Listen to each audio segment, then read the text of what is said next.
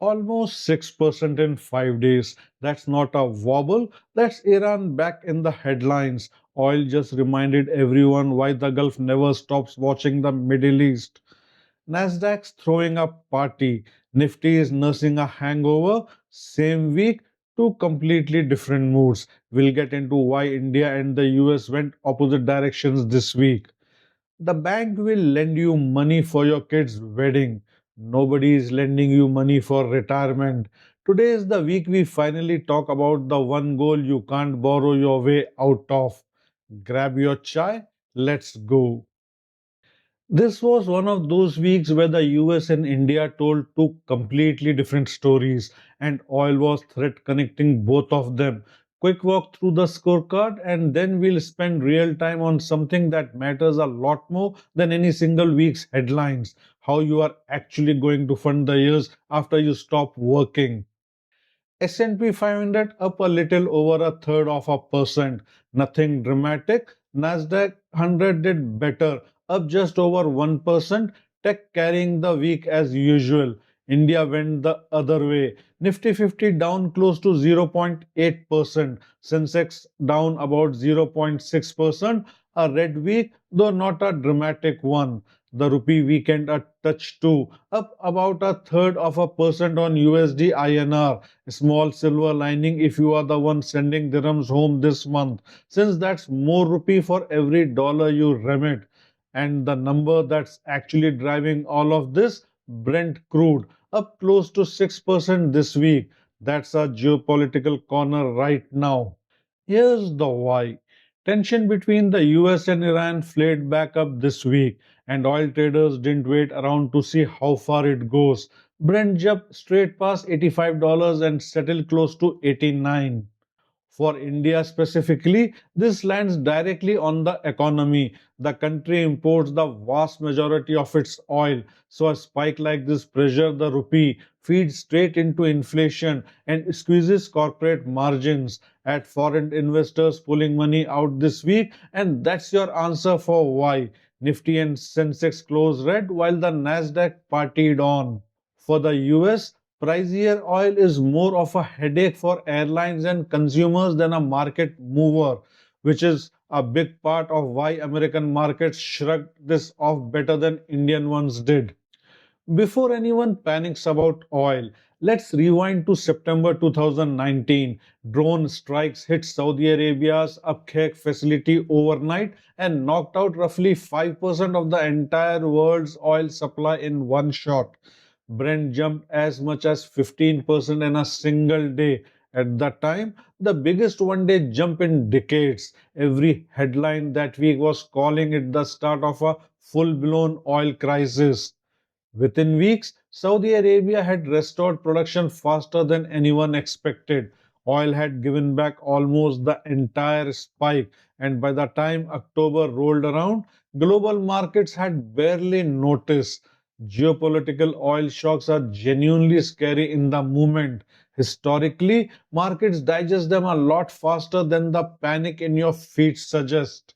Remember, oil panics for a week. Investors who panic with it lose a lot longer than that. The bigger story is actually how well the US held up through all of this. Wall Street just wrapped its third straight winning week. Nasdaq leading on tech and AI strength, even with a bit of a wobble on Friday. That Friday wobble came from a 1-2 punch. Retail sales posted their worst monthly drop in over a year, and the University of Michigan's Consumer Sentiment Survey slipped for the first time in 2 months, with inflation still front of mind for the average American shopper. So you have got a market still climbing next to consumers genuinely feeling the pinch, a gap worth watching heading into next week, with Walmart and Target reporting earnings and Nvidia's big report later this month. Wall Street's popping champagne, Main Street's checking its wallet at the door. All right, let's get into the real reason I wanted to sit down with you this week, because honestly, this one's been on my mind for a while. We are genuinely good as a community at saving for some things, our kids' education. We start years in advance, their wedding. Sometimes we start that fund before they even finish school. That's admirable. But ask the same person about their own retirement, and suddenly we'll figure it out later. And that ordering frustrates me because it's completely backwards. Here's why. Fall short on the education fund, there's a loan for that. Fall short on the wedding, there's a loan for that too. Or you scale it down. But tell me, which bank in Dubai or Abu Dhabi or Mumbai is going to give you a loan for your retirement? None of them. Nobody is lending you 25 years of living expenses when you are 65 and there's no more salary landing every month. You are the only person funding that. There is no EMI for old age. So, how do you actually do this without turning into a full time investor? Two tools, and being an NRI here in the Gulf genuinely works in your favor with both.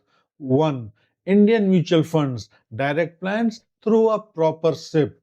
Two, global ETFs, specifically the Ireland domiciled ones we always talk about on this channel, giving you exposure well beyond India too.